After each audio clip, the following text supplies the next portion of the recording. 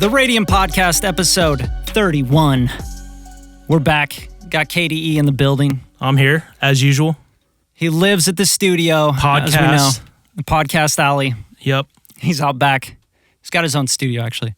And we got very special guests today. Actually, two guests today. First time ever on the Radium Podcast. Hunter S. Gaylor and Jordan Fisher. Business moguls, titans, owns private jet chartering company. We got sports, we got business, we got music, and we're going to get into it. You got the buy one, get one special today. I know. We got the BOGO deal. I found him. He looked good in a suit. I said, hey, come in. Just come found in. me on the street. It's like, hey, you're going to be my agent. Yeah, I just need you to come in and act like my agent today. Done and done. Oh my gosh. So why don't you introduce yourselves just to kind of give our guests a little background on what you guys have been up to. Yeah, so my background in business, I'm in the private aviation space for the majority of what I do. Outside of that, it's a lot of brand building, corporate formation, strategies, live text messages in trying to close a deal right now. Right. So that's how you do it in the studio. That's how you know it's real, That's folks. how you know. That's how you know. You get automatic filming pro. Yeah, he's in. I don't know why he's sending this because we've already done this. See, it's the real deal. So anyway, it's the background, everything from, really I got my start in technology. Oh, okay. When I was in college, I started a technology company. We competed with Groupon. So we took a company, it was called Howler, you can go look it up. And we were an app you downloaded on your phone when you were walking around a city, you'd get a real-time deal or add to your phone, and we would know in real time if the phone was converted into the actual physical store location. Amazing. So it was like You were like the pay-per-click. Facebook pixel, Right, in exactly. real life. In real life. And that's what we're doing. We're doing like the first, instead of like pay-per-click, it's like pay-per-visit. That's amazing. Right? So it was kind of cool. And then, through a series of, ups and downs and challenges and things, I kind of landed into what I'm doing now. My whole family is military aviation. So aviation and flight has always been in my blood. Nice. And, now that I'm into sports, I'm all about Air Jordan. I'm Got all Air about Jordan in the I house. got Air Jordan in the house. So, no, it's cool. Grounded, But baby. yeah. So now, even like Jordan and I, we work together on a bunch of projects and, but it's a lot of brand building. It's a lot of, it's a lot of this, right? It's a lot of forming collaborations. A lot of content, and, huh? A lot of content. Yeah. A lot of content. It's important. People, you have a message, you got a platform, go talk. 100%. Get that message out. And what about you, Jordan? Absolutely, yeah. In college, I got my start at a few reputable sports and entertainment firms. Nice. I'm in financial services right now, and like Hunter said, we work together on a lot of projects. In my undergrad, I spent a good portion of my early career at a company called Sports One Marketing, which is founded by Warren Moon, who's a Hall of Fame quarterback. Wow. Yeah. So from there, I went and I, was able to forge some good connections. Next thing you know, one of my mentors was an executive at the NFL Network. Wow. And my final year of undergraduate at Loyola Marymount, I worked at a sports agency called Wasserman. They rep a bunch of big names, guys like Russell Westbrook or Anthony Davis. Yeah. Some few other individuals. The big time people. Some right? guys like that. So, Yeah. I just tried to soak up as much information as I could while I was there, and continuing to grow and expand my practice here as a sports and entertainment manager, and partner with guys like Hunter, and we're vamping our projects. Right. Yeah. Bigger and better. It's almost like, just the normal course of action for entrepreneurs. You can't just do one business. Absolutely not. No. It's like the gateway drug. Yeah. It is. It really is. Right. I mean, a lot of people now, and I think that's the big problem, even in the music business, like what you guys are doing, which is epic and awesome, all round up into this to a single like cup of coffee that you guys deliver to people every day, Right. is the form of like really creative content. But when people come in and they're like, okay, well, I want to go into the music business, they go into the music business, but then they don't realize like it's not just recording. Right. There's like 100 other things. Right. It's like people don't realize that retail locations are in a sense distribution outlets for, Media. like media. Yeah. Yeah. It's like I never knew this, but Urban Outfitters has a label. in a that's distribution. crazy. Like I had no idea. This was news to me. I mean, even energy drinks like Red Bull. Yeah, Like they have a record label, right? They have a record label, and it's like insane to me. I think like the NFL has the NFL Network, but then they have their own like internal things within the network because they do all their content. Right. And so all these, like JCPenney's, if you want a song that you can air in every JCPenney store, right? I mean, that's pretty like insane to me. Or like Starbucks. Yeah, Starbucks has they all have to pay for the music and for the rights to any of the media, Does Starbucks have a label? I wouldn't be surprised. I mean, they probably own a reach. label. They have a reach. And I understand that making their playlists is something that's pretty important to artists. Anytime you can increase your brand exposure like that and hop on one of their CDs or something like that, it's just even being in the stores, revenue. you go into a Starbucks or you go into a cafe or something, and you see the cards right there saying, "Hey, check out this new single that just came out." And more people are making singles, not albums. Right. I think it's because as streaming becomes so mainstream, it's like you have streaming everywhere, right? Right. And it's just going to be like in our head, like direct stream, done, instant access to everything. Spotify just announced that you can now like download offline like 40, 50,000 songs. You know what I mean? So you can just literally whatever, it's to you all the time. I think because of that, because of this instant access to music and media, and because of the content creation and all the platforms, it's more than ever now, it's like every company is a media company. Absolutely. They have to be. They're open. You have to be. They have to be because revenue-driven it's I love the O-line coach, or I don't know if he's the defensive coach for the Cleveland Browns or whatever. He's like he's hilarious, and he even now it's like I think I was watching. It was on YouTube, a video that went around on YouTube, and then my brother sent it to me or something. And he says, well, what did the players do when they were warming up or something? They bring like the Glenn Miller band out and like put them up in the stadium, like everybody's playing to pump these guys up. And it's like now music and content is everywhere, right? The Instagram stories are getting better. The content's getting like more creative. The forms and genres of music are expanding at a rate that we've never had before just because of the technology.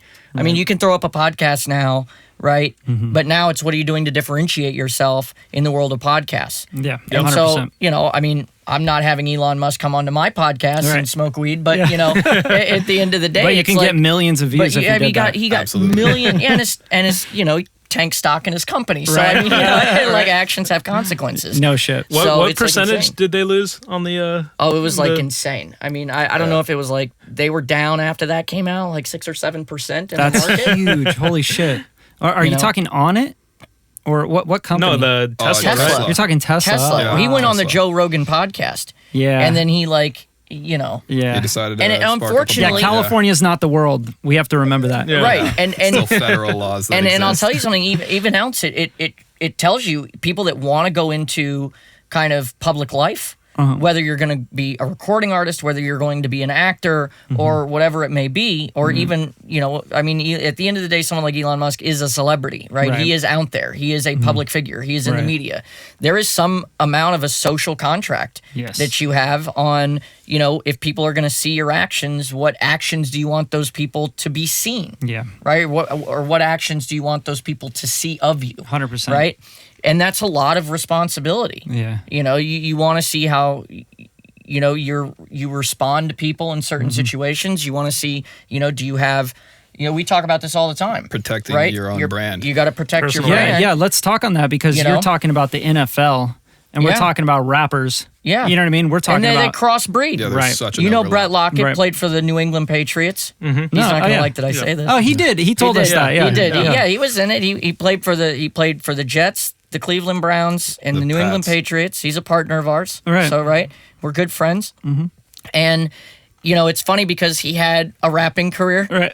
And he's got like this music video with I forget it's like "Let It Go" is the name of the song. You can go check it out on YouTube. Yeah. I'm gonna put him on blast right now. Go check his album out. Go check him out. He's got a It's music hilarious. video out? It's so great. Yeah. It's great. It's almost as good as my single coming out. Yeah. But it's Hunter Gaylor, so I only do lyrics with the letter G. Yeah. Yeah, that's what Gucci I'll gang. try. Yeah, Gucci, right, exactly. Gaylor gang. I think, yeah, Gaylor exactly. gang. Gaylor gang. Those my parents had. We had that as like a family T-shirt. Gaylor gang, There's Gaylor a gang. picture of us. I was like, please don't wear that in public. Don't wear that in public, please. Yeah, put it on the coffee cups, but don't put it on the T-shirts. Yeah, that's hilarious. I think it's funny though. That's So, good. so really, like, this podcast is very directed towards the music industry and business, right? Yep. Independent artists. Independent Particularly. artists, yeah, Guys really, who are trying to figure it out. AKA, aka everybody right now. right, everyone. Yeah. Yeah. Anyone with an Instagram account. And Well, no, absolutely. seriously, right? Yeah. With all good reason. Did you guys see how much of the profits artists actually took home from the music industry this past year? Oh yeah. What was it, like embarrassing. 15% or something? I believe it was something Out of like 70 billion or something? 13%. Oh, 13? Yeah. Artists Yeah. netted 13% of their own revenues driven by their music and their content. Yeah, that's crazy. Which is absolutely heinous and I mean, criminal could to you me. just imagine that? What if it was the same for, any other industry? Yeah, right. Partly, kind of is, though. It kind of is. I mean, Yeah. it's. I think that's the thing. People don't look at how industries work. They only look at it surface level, and they don't actually go 100%. in and they Yeah. don't deep. There's a really great saying, right? It's do you make it to level 1 20 times, or do you make it to level 21 time? Right? So it's like, how deep do you actually want to go? And in an industry, and I've been in several industries where I've had to go very deep and very wide, right? Some are very surface level. You do some top brand, Right. alignment and stuff like that. You pair this person with that thing and it's over. So you're not really getting into the depths of it. But when you're in like technology, or you're building an app, or you're, trying to build a platform, it really is, are you going to be surface level? You got to like dive down. And in the music business, it's like, okay, well, are you going to put the time into the studio? Yeah, because the music business is, you're selling an image and a brand more than anything. Sure. It's like people have to be convinced that you're dope. You're like you're an influencer, really. You're selling what I mean? lifestyle, right? Yeah, It you're is selling the dream. You're the flavor of the month. 100%. So I mean, What it's like, business isn't sales, look, though? I'm not saying I don't yodel. Okay, Right. You will not catch me yodeling. Okay, I'm sure I would have great relationships with yodelers. Yeah, right. But this kid goes out in a Walmart, or is it a Target or something? I can't remember. Someone posted on Instagram, and this guy's now performing yeah, he's huge. at like a massive thing. I mean, Which- that goes to show the power of Social connectedness and the power of streaming back to exactly. Yeah, all that and initial argument together. I think at the end of the day, like the biggest thing with this industry, you were mentioning what industry isn't sales. The difference with the music industry is that you have this like deep rooted well, and it's not a commodity. Okay, like nobody needs to buy your music. You can basically find it for free anywhere, right? And most of these people that are trying to get put on, new artists, independent artists that we're talking about, they don't have something that everyone just has to have. It's not food, it's not a haircut, it's not, it's not dental hygiene. It's literally fucking like, hey, you gotta jump into my dream, right? And that's like the biggest thing, is that's why branding plays such a huge part with it. Absolutely. And why it takes so much time. And like you were talking about, it's like people don't go deeper into the level of business, but there's marketing behind it, and who markets, and SEO, and how do you get your name out there? And if you really are dope, and you really do have a dope image, and your music is dope, and it's well produced and all this stuff, which is a lot. That's a big barrier of entry. It's a lot of stuff. And I think in the whole thing, if you're going to have a brand, like, it's marketing. And people have to realize that with social media today, it's very simple. They know that it's not real. Right. Right. And so we have this whole thing of like, oh, are you being authentic? Right. Right. And what I think is that's why brands they always go is, are you being authentic to your brand?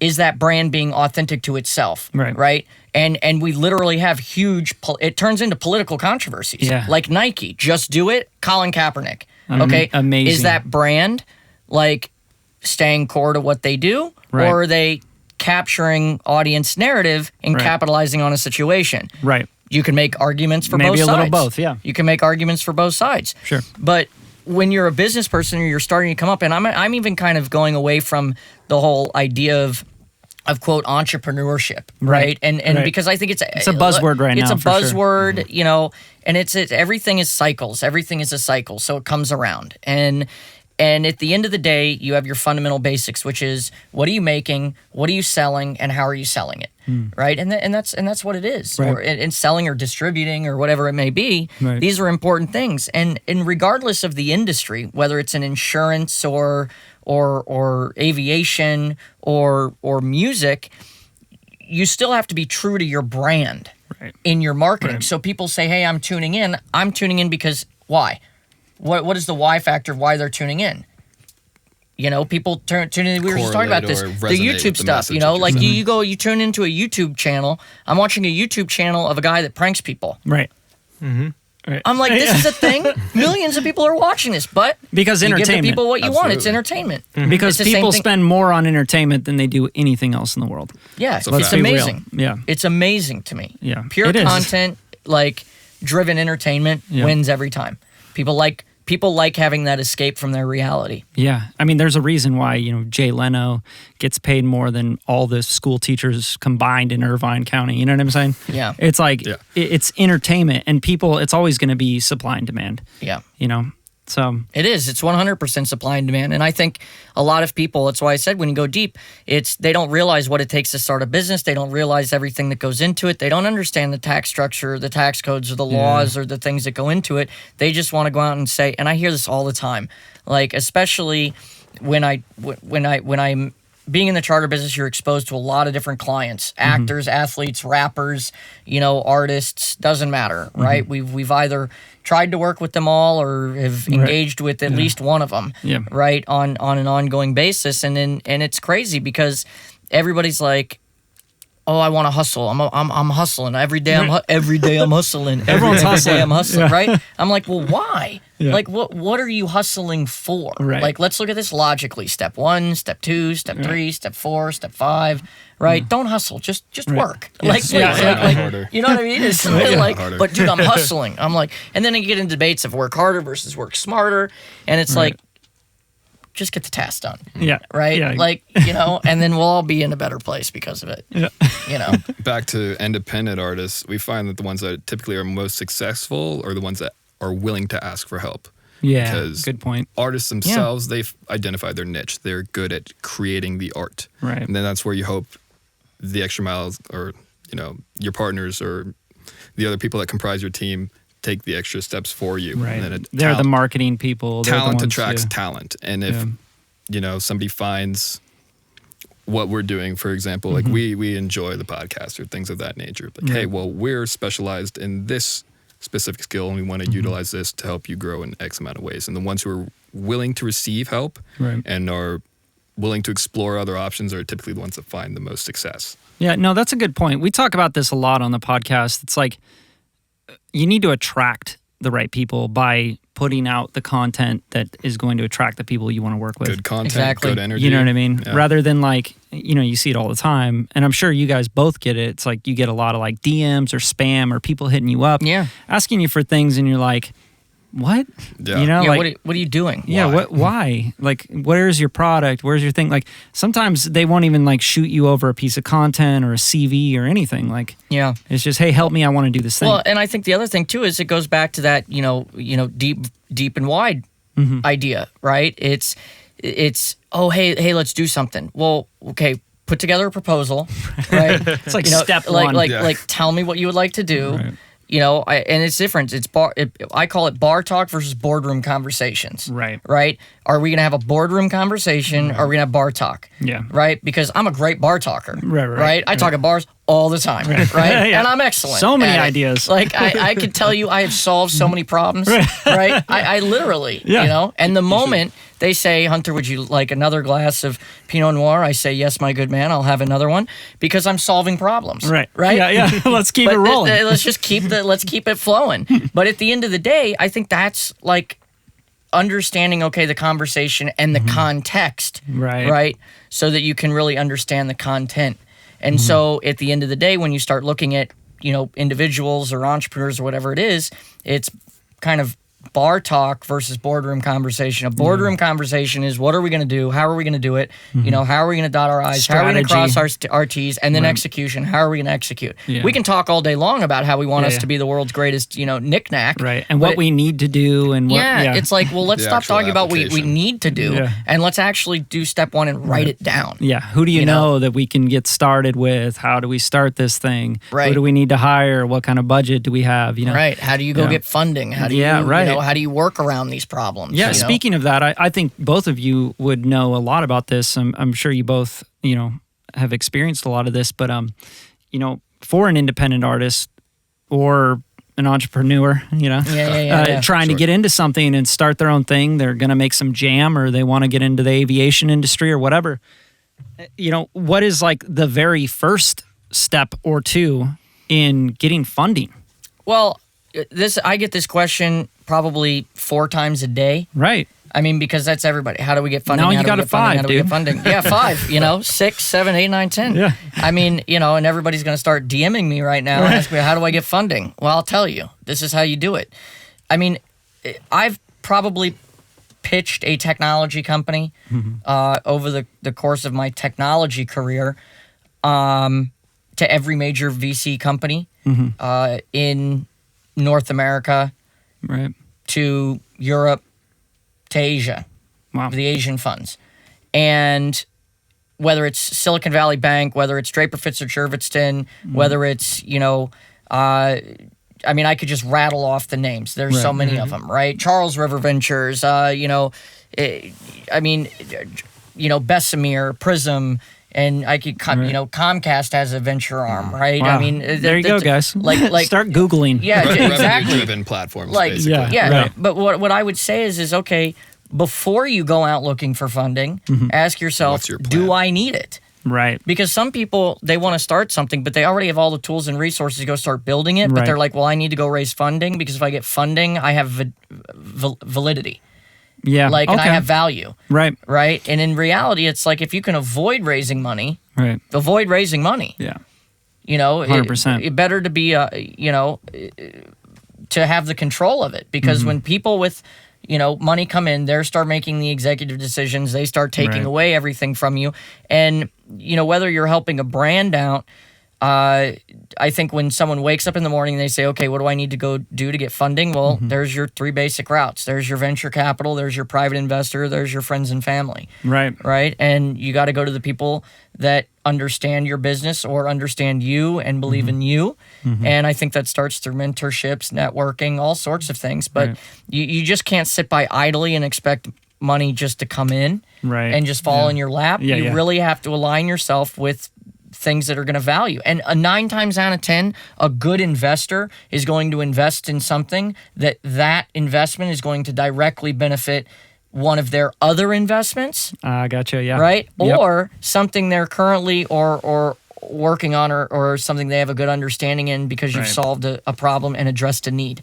But I think a lot of people go out and start a company or start a project that does not do those 2 things. It does not solve a problem, and it does not address a need. Yeah, astonishingly enough, I feel like maybe in the music industry, I'd say most companies do that. Yeah. Because it is off of a dream of being rich and famous, right? And I think that most artists, most producers, they start in a place of thinking about themselves and how they can just get in the spotlight. And that doesn't solve a problem. No, it does nothing. Fundamentally, it does nothing. No, it does anyone. nothing. And this so don't expect money for it, right? Yeah, and this like, is I talk about this all the time. A lot of people ask about, okay, is it about the money? Is it about the fame? Is it about look? They're nice things, okay. Money is, but I always say money is a tool, okay. And it's your responsibility to understand what you can do with that tool. I can hand you a hammer and you can go try to build a house, right? I can have you, hand you a screwdriver and you can go, screw in a desk or whatever you're building or, screw something in, right? Use the tool for doing something. And I think they see this image of, the cars and the chains and the blings and the airplanes and fly like a G6. Yeah. Right? Okay, that is a $68 million aircraft. Yeah. Okay? Yeah. You're not How much fly is the like fuel a G6. on that? Just it's expensive. like, I mean, okay, let's say from here to the Bay Area and back. Well, you do it by the hour, so I mean, but it's do you know the thousands fuel of cost? dollars Yeah, you know the fuel okay. of fuel per hour. Right. So thousands of dollars of an hour. fuel Yeah. per hour. Absolutely. Yeah. I mean, granted, you have your different. I won't get too technical for the audience, but I mean, you have Class A jet fuel, Right. And I mean, you look at what the price of gas is for, you're just in Los Angeles or Florida or any of these other places, is $4-something a gallon. Right. $4 or $5 a gallon in some places. Yep. Okay. Now put 100,000 gallons. Yeah. Right. Right. Of do the math. race-grade fuel, Yeah, of basically. race grade fuel. Like exactly. It's same thing with these sports teams that go out and there is just massive amounts of money spent on things that you wouldn't think about, Right. That you don't even think about. So when you talk about Transit, solving logistics. actual problems, and because they're like, oh, I want the money, I want the power, I want the fame, I want the fancy cars. I'm like, look, I've driven in the cars, Right. right? And let me tell you something. At the end of the day, it only gets you from point A to point B, right? Like You may feel better about yourself a yeah, little you're bit. really like, wow, I have a Ferrari. Wow, I drive this. Wow, I drive that. Yeah, it's cool. It makes you feel good about yourself or whatever. But at the end of the day, like, You just got home or you got to the meeting. I don't live in my car. Yeah. And they're like, well, I have this and I have that and I have this. But yet, why is it? And it's amazing to me, there's still a sense of like emptiness that all of these people have. Right. It's more comfortable to cry in a Mercedes than a Honda. Right, exactly. The AC just works better, man. Yeah, right. It's just I like the trunk space or lack thereof.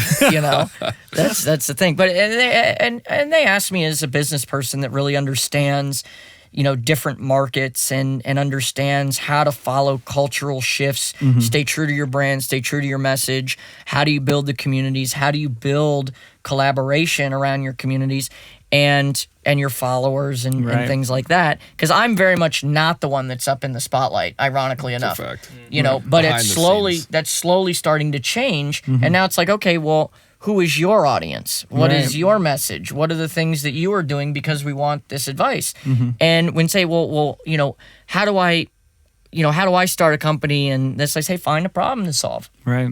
Yeah. And they're like, well, I don't know. I want to go create. I said, look, there's a massive problem with homelessness right now. Right. There's a massive problem with food waste right now. There's a massive problem with, digital waste. Oh, yeah. Digital Crazy. consumption is crazy, right? I mean, if someone could just go through the data and information and, solve a problem. be the Pandora of, music and media content, Right. I mean, look Be at great. look at what Napster was to the music business. Right. It was like the throw up, and then someone had to go clean up the throw up. That's how it is. Yeah. Typically with every business model. Right. Someone You has have to to go disrupt. and then continue to innovate. Right. Exactly. Blockbuster, You can't Netflix. stop. You have to Yeah. keep going. And look at and thank you for bringing that up because Netflix is perfect. The Emmys, which were last night, right? Yeah. We're not going to talk about Oh, why not? it. Why We're not? not going Why to can't talk we about talk it. about the Emmys?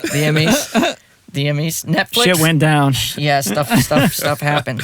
We're walking down, right? I won't talk about it. Okay, so here's what happened. So basically, I was with my significant other, Bianca De La Garza. You can go check her out, right? She's got this beauty product, so it's a shameless plug, but it's a good Shameless it's good plug. stuff. Disclaimer. Yeah, disclaimer. It's she's can doing follow like her at Bianca. follow her at Bianca De La Garza official. So no, I think we're there, and she was nominated for an Emmy, or she was Emmy nominated in journalism. Oh, cool. So journalism, and she was a host for many years, and then she had a late night show, competed with SNL, and actually beat out SNL in some of the ratings. Wow. So it was pretty cool. So definitely a Good for journey. And she's a hustler. A hard worker, definitely. But we're there, and she's getting all of her photo ops and doing the whole thing, and I'm part of the men's support group that takes pictures of girls. Those guys. Get the lighting right, the focus so right. Yeah. we meet once a week. It's been this long since my last photo I've taken of someone. Right. And so Still haven't gotten paid. yeah, exactly. And I'm the deal negotiator. Right. Like I'm the negotiator. I've read The Art of the Deal and The Art of the Huntorian Deal. Right, I think will be a better selling book. Right, Trust me, I know literature. I know the best books. Right, exactly. So we're walking, and one of the guys says, "Oh, we'll get a picture of you," and she's in this gorgeous dress. So I kissed her, right? And there's all the viewing galleries and everything. Yeah. And so I said, "Watch this," right? To everyone up in the stands, like taking pictures. Yeah. And I like kind of tilted her over. Did the dip right? thing, I did the dip, right? Yeah. Going for the ratings, right? I went for the ratings, right? I guess like, okay, well, if you're gonna kiss her, you might as well give her a good kiss, right? Because it could be my last, right? So I did the dip, right? And it was no ordinary dip. It was like total Hunterian dip, right? So I like dip her, give her a kiss, and then, bring her back up. And people are like cheering or whatever. And then Alec Baldwin walks over to me and says, "Watch this," immediately after I did that, and dips me. That's adorable. I was like, oh my gosh. And I'm like right in front of the People Entertainment camera, and I'm just like, oh, here we go. So then we walk into the Microsoft Theater, and I'm sitting there, and she's like, I was like, "Please don't be mad. Are you mad at me? Are you mad at me? Please don't be mad at me." Like, she's like, no. You got good ratings. I'm like, you got great ratings. No, it was fun. It was a good time. That you and Alec are the hotter couple of 2018 or whatever. Yeah, right? Yeah, you wake up in the morning and you're like, you hope not to find yourself of being kissed by the guy that impersonates Donald Trump on SNL. That was the greatest kiss. That was the greatest kiss. Let me tell you something. So no, it was fun. All hands. It was good. Yeah. No, so it's just fun stuff like that. But Netflix, they had so many Emmy nominations for their shows. They went from taking and disrupting the blockbuster model to the DVDs to now the online streaming in a partnership. To taking over Hollywood. Yeah, exactly. And here's why. They do it with all of their own original content now. They're taking over the world. Yeah. That's their plan. That's their plan. It literally domination. I could see it. Share. And then look at and now who's answered that? Amazon Prime. Yeah. Amazon Prime comes in. And they got more money. Oh yeah. A lot more money. Amazon's They are massive. their own VC, right? Yeah. If he wants to, because that's I don't know. That's a big game to get into when someone's already got a huge head start on you. Well, Prime, I'll tell you, Prime is fantastic. I mean, Prime is great. Some of their Prime originals are good. And then it's just like included with your Amazon Prime membership too. That's great. Or your Fire Stick. Yeah. Because it's already built on there, like your Apple TV or something. But that changes the game from a technology innovation standpoint. Right. I've now put something like I built the box, right? Right. And now that box allows me to access unlimited amounts of content. Yeah. Like when you talk earlier and you say you can get like 50,000 songs. Right. How do you listen to 50,000 songs? You don't. Right. That's why there's such a need for curation in music and media. Agreed. It's unbelievable, and people get pissed off that the algorithms are changing. Yeah. And I'm like, are you serious? Are you talking about You're Instagram mad or are you about talking that? about Spotify? Yeah. All of them. Spotify, yeah. It does not matter. Spotify, Instagram, YouTube, Music. Apple Music. And dude, they need to be more heavily curated. People can't just be throwing up, hey man, and then expect, the algorithms changed, so I'm not getting any views. Well, it's going to be like TV. You know how like Exactly. TV was very curated? Just imagine like anybody could put something on TV. But that's like YouTube. is. Do the streaming. And then YouTube did that, and now you look at Twitch. Right. Yeah. Like It's right now, why the land grab is so huge right now. Yeah, and that's if you're why going to go where's make quality content, you're going to spend the time, you're going to make the edits, you're going to get onto IGTV, you're going to wait the 2 years, you're going to make quality content for YouTube, you're going to get pushed by the algorithm. Absolutely. If you just go, hey, everyone can do it, I'm going to go do it. And we've seen it in music for decades, right? The Me Too guy. Yeah, me too. I made a record on my laptop. You can do it too. And everyone brags about it. Like, see, you could just make a record on your laptop. And I'm like, yeah, that's cool right now. But in a year, 2 years, 3 years, you don't exist. Streaming lowered that barrier of entry. They lowered the barrier of entry, but it's just like what we're seeing with the ad spends on Facebook, Instagram, Google AdWords and stuff. I'm sure you guys all the time. You saw the Google AdWords go from like, wow, everyone's like making millions of dollars to like, I can't afford Google AdWords. You kidding me? Yeah. Well, it's so top secret. I don't think it's very much of a secret anymore, right? Like every company is investing large amount of money in Facebook and right. Google So the ads. same thing is happening on all these media platforms, Instagram, IGTV, YouTube, whatever it is. It's going to turn into the same thing as Amazon Prime. You're basically looking at it as like a competitor. You know? Like IGTV's trying to come in and go, hey, we want to be YouTube. YouTube's like, we got to keep changing the algorithm. We can't put on all this bullshit. And I'll tell you, it goes right into the executives sitting in the boardroom having this conversation, or quite frankly, not having this conversation with their teams and saying, look, like if I was running, and I'll get political for just a second because there's a lot of it that goes into this, right? You look at some of these massive executives out there that are being let go from these studios because of the climate that we're in Los Angeles, right? Like, you know, or other places, right? It's with all like politics. hashtag Me Too and all this stuff, and stuff is coming up like, 30 years ago from these people, and it's like, all this stuff. Yeah. But here's the thing. He put it very tactfully initially. And it's like, look, at the end of the day, as a company, why are we focusing on this narrative instead of focusing on closing a deal and making dollars? Right. Right. And so when you look at like when we evaluate like a sports team, and we look at like our esports teams, our esports teams outperform all of our professional sports guys overnight. Right. One esports channel that we have when we work with them, because we'll charter them, like we fly them on airplanes. These guys, just because they have the Asian markets, the esports and online players of like Dota and League of Legends and these things have more viewers than the NFL, NBA, MLB, and National Hockey League. And how do they release combine content primarily? And it's all done digitally. Streaming. Right. All streaming Twitch. Right. Twitch will be bigger than YouTube. Twitch is already massive. I've been trying to make this It's funny point how for a everyone keeps saying is going to be the next thing. It's like it's already. It already is. We're in the It's middle of here. it. And if you're not on it already, you've missed the wave. What I'm telling people is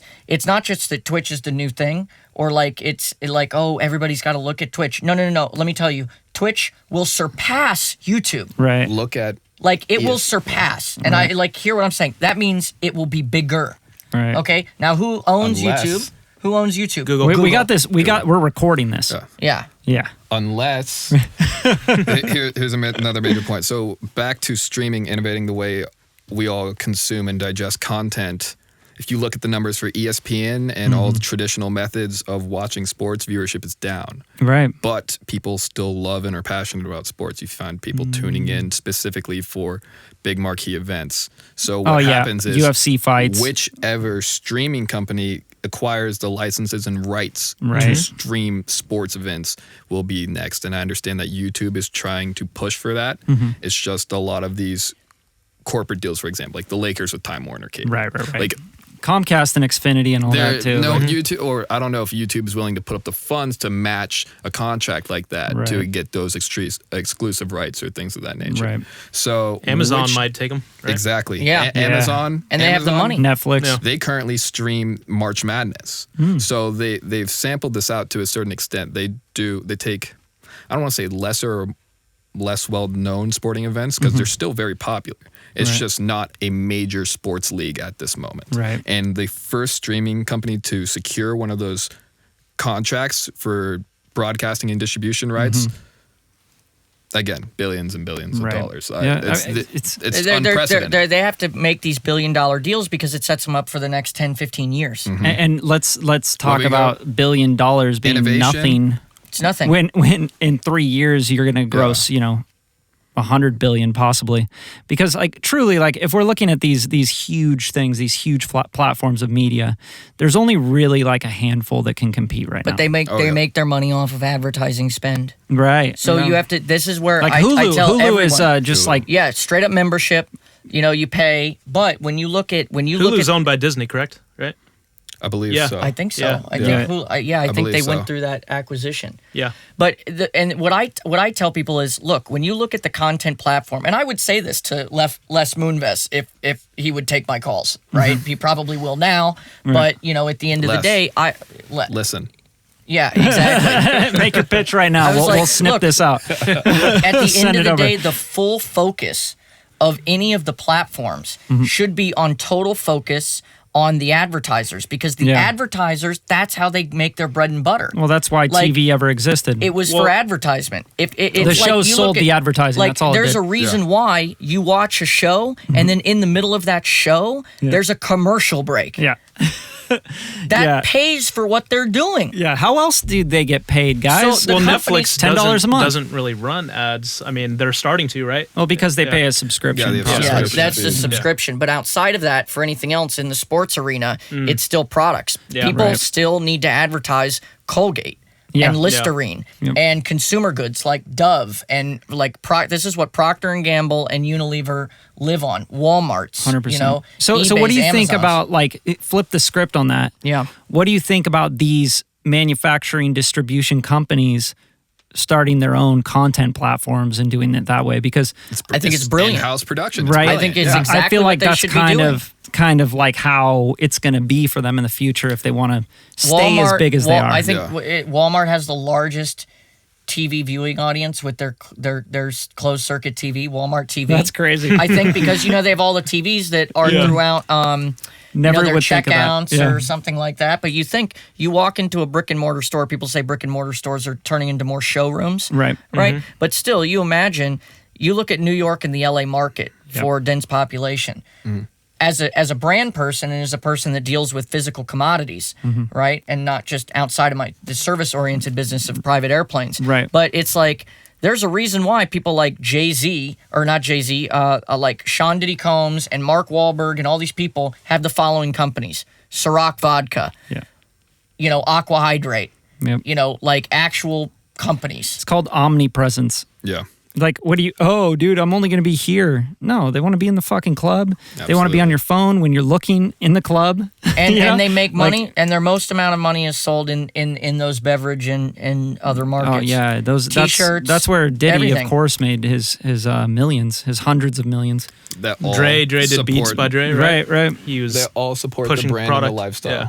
It's all. And that was really because Jimmy was throwing those headphones on everyone. He was like NFL players, sports players. Well, Jimmy was in it too. Jimmy had a lot of, you know, he had a percentage of that company. So yeah, but that was like that's all about the cultural thing, you know. That's exactly going back to what we were talking about earlier. How much when sell that company for again? Can we do bill, like right? $3 billion? Yeah. $3 billion or something? It was a lot. Bs? It was a lot, but for some headphones, something. But you look at for that some market. headphones. Crazy. See, but that's the thing. They're not just headphones. $3 billion. Yeah, Their they're- culture. That was culture. It's a culture thing. That was a lifestyle. That's huge. And then And Jimmy it's went on to Apple, and you know. Yeah, it's insane because even when you look at headphones. products, But they're headphones. they're headphones. Yeah, at the end of the day, they're headphones. Like pretty all right headphones too. Exactly. But it's no different than the fashion industry, Right. Yeah. right? Or you buy a cloth. black jacket from H&M. Yep. That's like, I don't know, Produced with $50. real child tears. Yeah. Yeah, right, exactly. But it looks just as good. And It you fits go nice. to Bloomingdale's, Yeah. and that jacket's like $1,500. And you're like, it's the same fabric, same. It's amazing to me how that works. Yeah. But it's industry. Yeah. It's industry. And they talk about, we're a country of 350 million people. Clearly, we, the United States, should make something. Yeah. We should have people that are building things, Yeah. right? Because But we just like to sell and market things. right, exactly, and it is. We it's even very sell much, the dream. Yeah, exactly. That's the problem. I always say this. I say that the self-help industry needs self-help. Yeah. Right? Wow. Yeah. The info products and stuff are out of control right now. It's like, oh, hey, Everyone's a social media agency. like, did you notice hey, that? let me Exactly. tell you how you Everybody's can an live a influencer lifestyle now. and drive this and that, and we're like, why? Yeah. Like, what? Back Drive to the down need. this street over here and see the level of homelessness. Let me tell you a really good invention, right? Cheap, affordable, manufacturable pop-up tents. Yeah. No. Boom. Right. Boom. Well, then you get into your politics again. Well, you get into your, that's a massive, city contract for you to help clean up. That's why you look at housing solutions. Oh, you see those container things that are starting in the arts districts? Yeah. They're doing container housing. These are gorgeous. I have a friend down in the Philippines that kind of started that wave as an entrepreneur with taking shipping containers and turning them into Livable. pizza shop. Wow. Like literally, because it's the Yeah. Philippines, and like they're all really nice steel. They're all beat up or whatever. They repurpose them, paint them. The window flips up, and they're serving pizza out of them. That's Yeah. cool. Or they're doing draft beers out of them. Yeah. So it's wild. Like people just, I think there's a lack of innovation and like creativity. I think it's it's like everyone's copying. the Me Too mentality. Yeah. It is. It's a people are afraid to be original, and so they try to copy. Right. And there's the age-old saying that copying is the like very sincere, right? Like flattery. Sincerest form of flattery. Sincerest form of flattery, right? That's the saying. But in reality, it's okay. I understand that I'm supposed to, I'm flattered, but like be original. If you're going to copy, but be original in doing so. And I think a lot of people, they want that get rich quick. They want that. 100%. I want it now. They don't want to wait. I'm going to tell you how to do it. But I've always said, if those who cannot do, teach. Right. It's a major repercussion of our streaming era. This instant gratification. It is. It's instant gratification. Fear of missing out. ADD society. And so many people blame it on generations. I'm like, it has nothing to do with generations, because I see my parents now, like I'll go up to Portland and they're like, yeah, just looking at Facebook. You're like, dude, they're baby boomers. It has nothing to do with generation. Everybody's being trained, It's convenience. Yeah. Well, I mean, if you look at only in the past several years has the rate of technology exploded. And I'll give you all a very simple example. How many remember the Razor flip phone? Right. Of course. This was before the iPhone was even a thing. That was incredibly innovative. That was like crazy. Oh, look at this cool little thing that's like super the sidekick. And the sidekick. It's like BlackBerry, the seats of my car. And I'll tell you, I miss my BlackBerry. Yeah, right. Like I'm gonna go back to the key one. I do so many emails throughout the day. I want to get a Razor. I'm like I want to get a Razor. Those things were so thin. Well, they brought them back. Motorola is making Razors. Yeah, I saw that. The nostalgic feels kind of cool, but like from a functionality standpoint, it's like I can't even begin to tell you. Like its iPhone is constantly like I just get used to the size, and then another one comes out, and you're like, oh. It's like, what was Elon Musk saying in that interview about the actual interfacing between the phone and the thumbs being so slow? I love that because it's like, what are we doing? Like this is as fast as we can operate. Like it's just barbaric. Yeah, he's trying. And they're like, "Oh, well, my parents are this generation." I'm like, "No, dude, it's you. Yeah. Like, you go out and you be something, be the game changer, be the the inspirer or something out there. I mean, just go, like, do it, win." But it's always I can go through. Here's my 100 steps to success. Step 1, right? You miss every shot that you don't take. Common sense, right? And I can go through every list that everyone has said since the dawn of man, right? It's in Proverbs. Go read Proverbs. Yeah, it's literally like everywhere. Like, it's everywhere. Like I don't need to like come out. Oh, he said this. But I recycled it and said it a little different. You just got to make it into memes so you can make that some social media thing. Digestible content. I can't believe he just said that. That was so blew my mind. Like inspirational. Yeah. It was as if it was ordained from on high, and he received this in a lit cloud. The lit cloud. The lit cloud. The lit cloud. Like, and it's like, really? Cloud. That has been a recycled saying since the dawn of man. Yeah. Yeah. Well, people need to see it on a phone. They don't want to read a book. Exactly. Over a reading books take a long time. Some sports player crying or something. Some basketball player crying. Some sunsets. You missed some sunsets. Yeah, it's insane. Some really hot girl or her butt out. That's how I learned. But put a quote on some butts and I'm down. There you go. I'm like, damn, I'm so smart. Even from the entrepreneurial side of things, it still goes to show that it doesn't matter where you're at, what industry you're going into.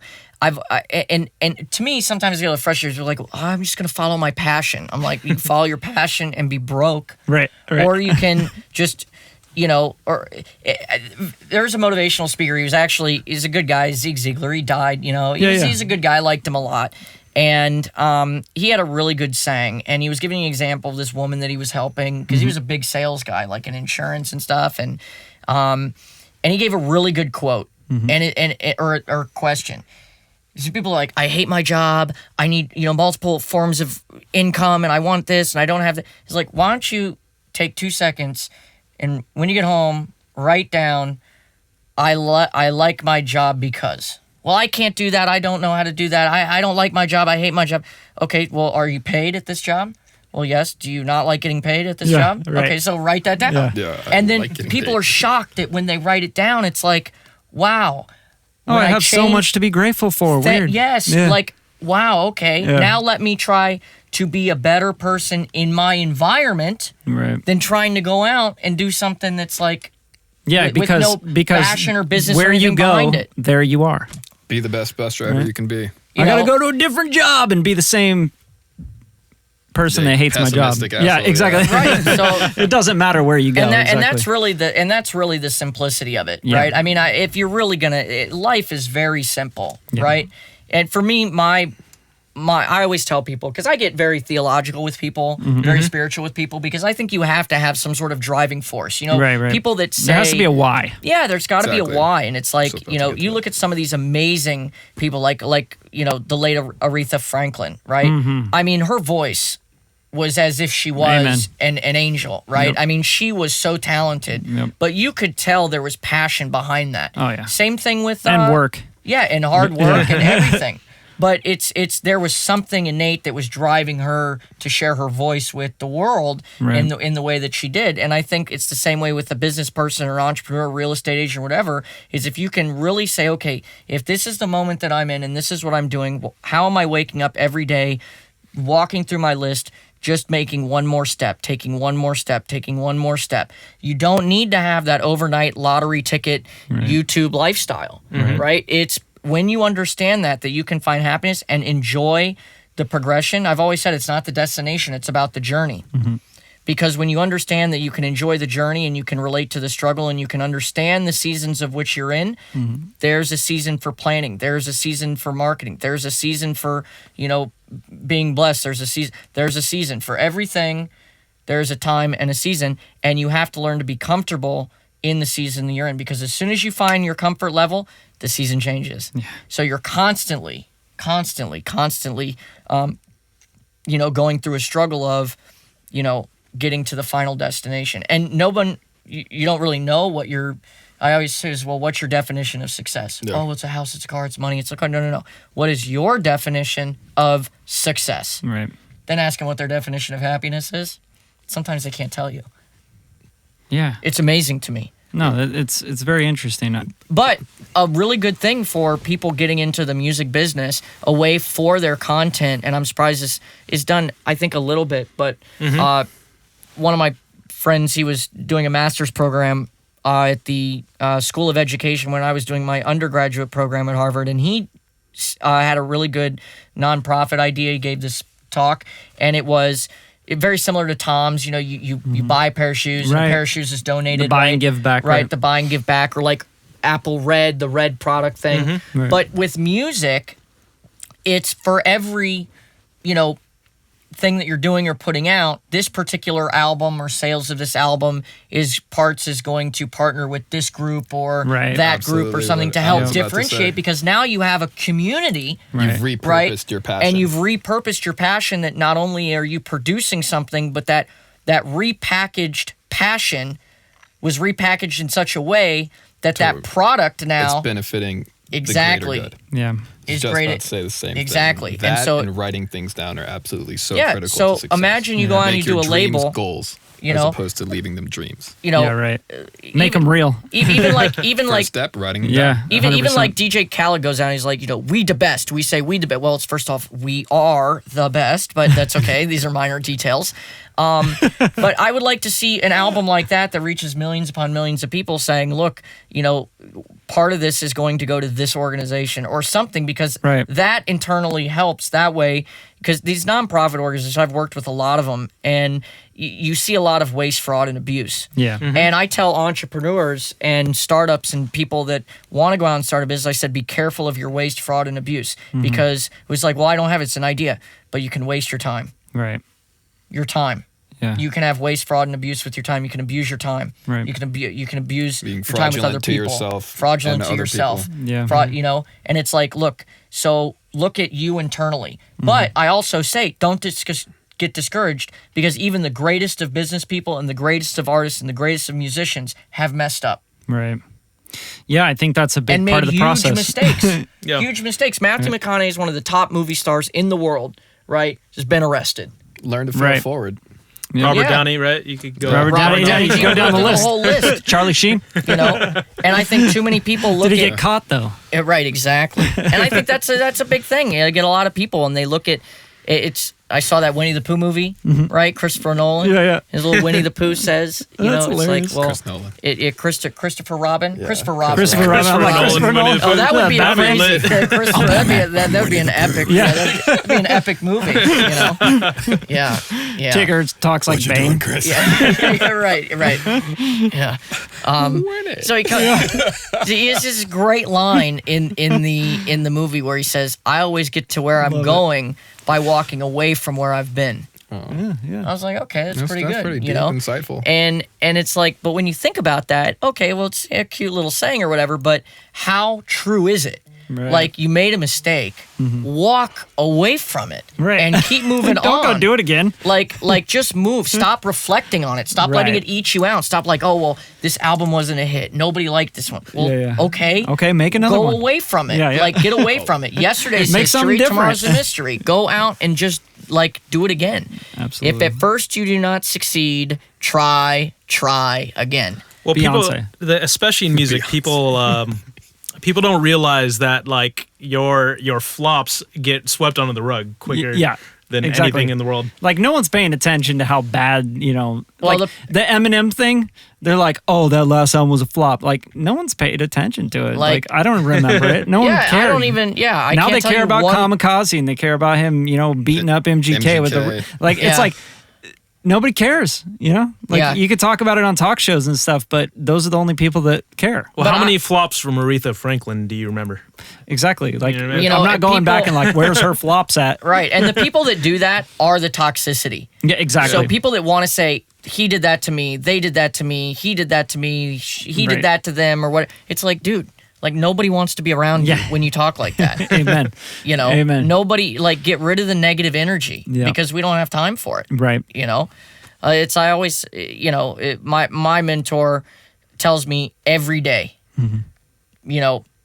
prior planning prevents piss poor performance. Right. Go plan, go execute. It's okay if it doesn't work, do it again. Right. Keep trying. It's Yeah. shots on goal. Yeah. You look at it being in the sports with UTM, teamutm.com is this. With the sports agency, it's you look at these guys from a statistical perspective, the ones that train the hardest, the ones that practice the most, they're the ones taking the shots on goal. Yeah. I think there takes maybe the hardest part, and to relate this back to independent musicians, artists, producers, people starting labels, starting their own business. I think just in my viewpoint, the hardest part is that they don't have the calluses built up. So that first failure really They're does not willing hurt. to get the calluses. Right, but that first failure, like, emotionally can destroy those people because they really think like, I had that one shot and that one idea and it had to work, right? And they just go all in on it, and if it doesn't work, they're destroyed, But I think also that's a frame of mind. Sure. And that is a frame of, look, it could bankrupt you. Right. And Because you know everyone what? falls down, Right. But at the end of the day, okay. Right. Well, now guess what? You did that. Next You time know- you go broke, right? No.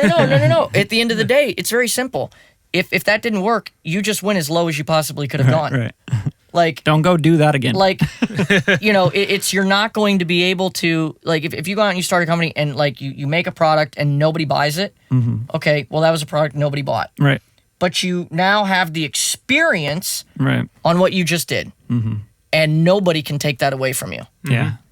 Think about that. And people don't understand, like, nobody That's can super take valuable. that away from you. Super valuable. When you go out and you start it, even if you fail, nobody can take away that failure from you. Yeah, no, it's the same thing. I try to tell artists when they're thinking about producing a record with us or getting mixing and mastering with us. Yeah. And it's like, well, it's just like the budget's out of my budget. It's out of my budget. It's like, you go through the process, you're gonna learn from it, and no one's gonna be able to take. I can't charge you enough money to be able to go through the process of making a record with us, because everything that you'll learn with that, you can put it into your next project.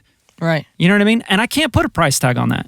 I'm going to tell you this is how valuable it is, and that value is 10 times. And then you're going to get 10 times that. Then you've gone through the process. Right. Right. You're going to know everything you did wrong, everything you want to change. They cannot take that experience from you. Exactly. No one will be able to take away an experience from you. Right. When you have that, that's the most critical thing. And when people are like, oh, I'm a failure, it's like, no, like Einstein. Was it technically a failure if you're going to define it like that? Probably a lot more than he won, yeah. You know, the Wright brothers, same way. Yeah. You know, failure after failure, attempt after attempt. But all it is it's a learning curve. Yeah. Failing forward. You know, and it is. And we always assume a negative form to failure. 100%, yeah. And we need to change that paradigm. And I think it's a big part of the culture. It is. And now take that and put it into music. Right? Even more so. Or acting. Yeah. Right? Superstardom on the platform, in the lights, on the stage, right? Sports. Everyone I've been telling about my dream, how dope I am. I'm a rapper. I have this. I'm dope. Right? And you fail.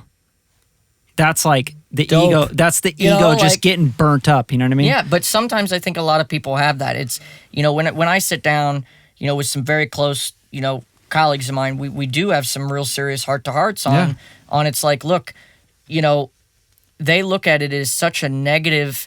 I deal with it all the time. I mean, every day I am hit with some sort of problem or challenge or issue or something, and they are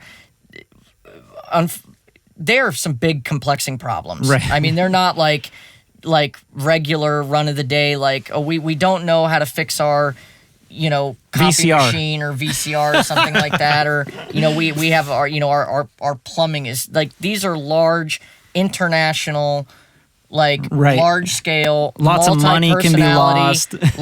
People's lives can be destroyed. Right. Industries can like stop. Yeah. You know, and when a company goes to make a major investment and that investment goes wrong, tens of thousands of people are out of work.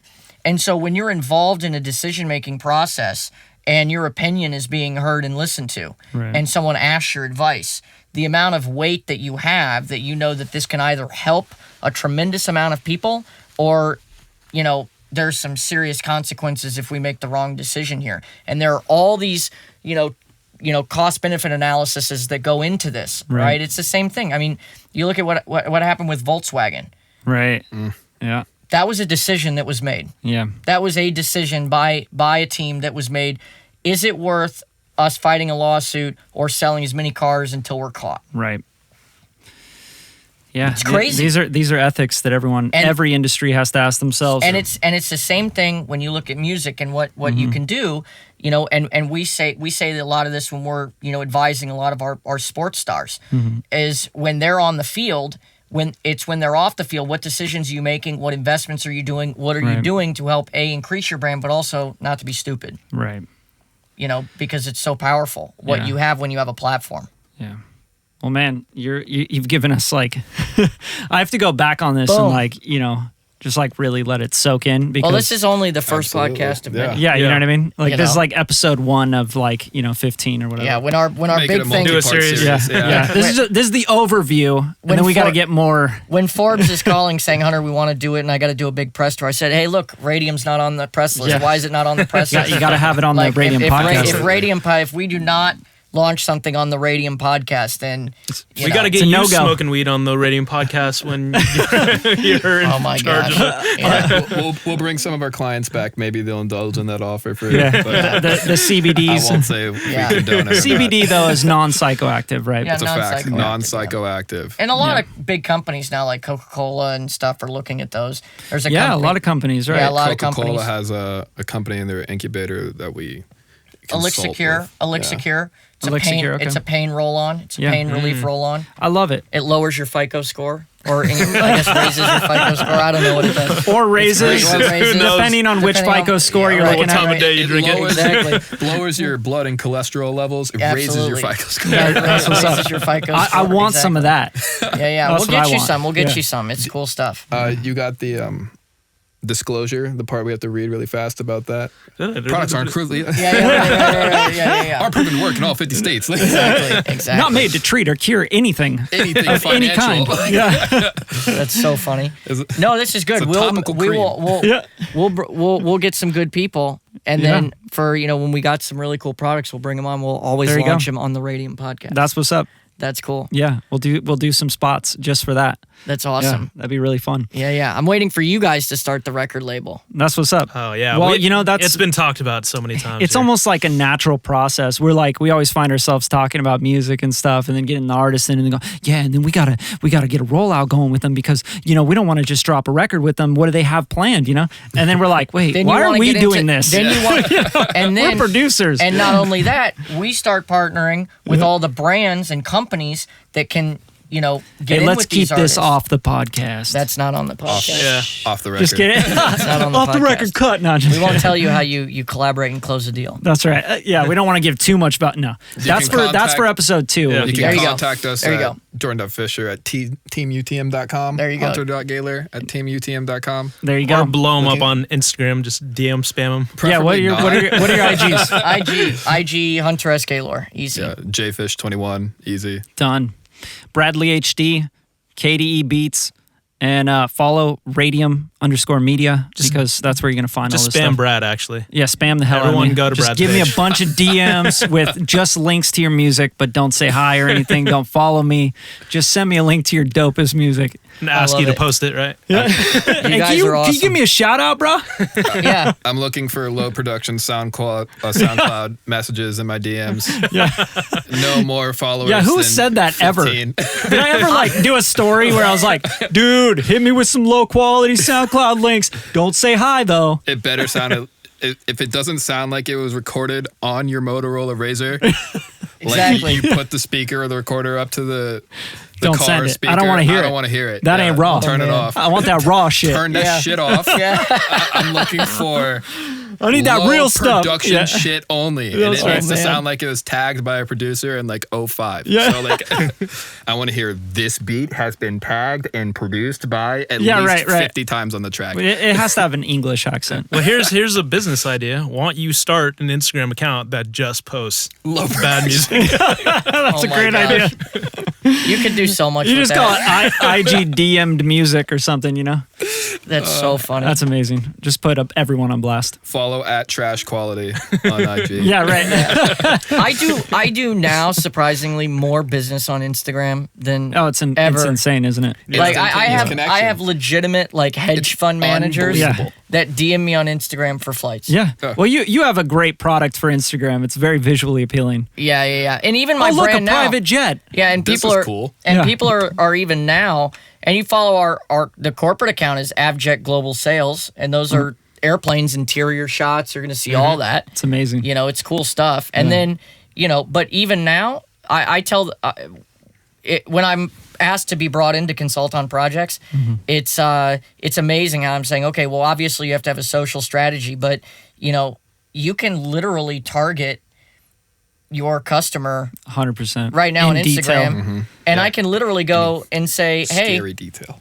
I need a publicist or something, because as the more and more I'm starting to be forward facing, like even now, partly it's my Instagram is not owned by me. Right. It's people will start managing that, and Right. it's You owned have through a to, corporate man. entity. Those You are have full-time to. jobs.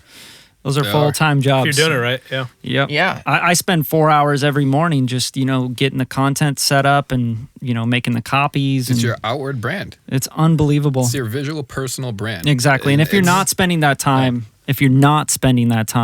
on your personal brand, who cares about your music? That's a the fact. truth. That's Those a are facts. fact. Yeah, you have to differentiate yourself. What's your level of originality? You have to. So played out now, but the golden circle, it's the why. It is. It's the why. why. It's the ask the why. Well, thank you So, guys. I honestly, are awesome. this has been amazing. You guys are awesome. Really You guys appreciate are- it. This is We so will cool. link again. Unbelievable. We need a jet ride. Next Do the podcast on the should be jet. a plane. I Yeah. had a lot of people Ooh, ask that'd for be that, dope. and I'm like, it's very loud. Yeah, right? You're like, I'm yeah. like, have you ever been on a Delta Airlines flight? Yeah, right. It's a little quieter, but still, minus the crying babies. So Well, you don't have to deal with that on a private flight. No. You could just keep it parked and just do the takeoff footage. Yeah. Hunter Gaylor. We do it global. HunterGaylor.com/fly. That's right. If you want your Huntorian paraphernalia, you can go there, get your t-shirts, your hats. Love it. You can get I'm a proud Huntorian, Team Huntorius, Jet Hunter. Yeah. That's what's up. All that. I just think it's funny. And Jordan Fisher. The man. In the house. Sportsman, supposedly. I don't know. I don't like Supposedly. No, he's the sports guy. Are you kidding? This Selling guy himself so short. I don't market myself. This guy is so sports. I used to not be into sports at all. I used to not be into sports at all. Like, I did not used to be into sports, and then we started doing a lot of business in sports. So then I go into my full-on study mode for sports, and now I'm sitting here calling them all hours. I'm calling them. I'm like, dude, did you see Gonzalez of the Cleveland Browns missed that field goal? They haven't won a game in 631 days. I know sports now. Every single. I'm into sports now. I'm into sports now. Every single message he sends you. Yeah, I'm into sports. He's that guy. He's gonna do that with music soon. Yeah, I'm into music now. You think it's games? Yeah, he ain't playing. It's so funny. All right, thank you guys. The NY Dallas game. I'm into sports now. Direct. That's how we're gonna end the podcast. Yep. I love it. I'm into sports now.